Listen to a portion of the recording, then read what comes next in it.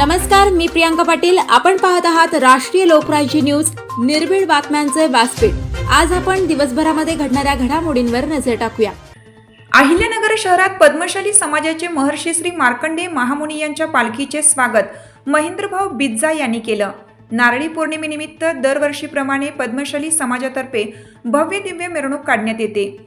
अहिल्यानगर शहरात पद्मशाली समाजाचे महर्षी श्री मार्कंडेय महामुनी यांच्या पालखीचे स्वागत करून दर्शन घेण्यात आलं. या भव्य दिव्य मिरवणुकीत सर्व समाज बांधव मोठ्या संख्येने सहभागी होतात.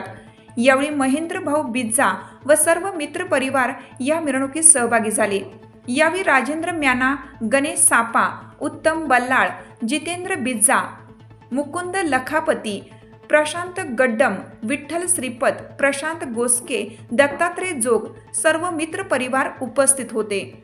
अहिल्यानगर शहर प्रतिनिधी सागर सब्बन. ताज्या बातम्यांसाठी आणि अपडेट्ससाठी राष्ट्रीय लोकराज्य न्यूज चॅनलला सबस्क्राईब करा, तसेच लाईक आणि शेअरही करा.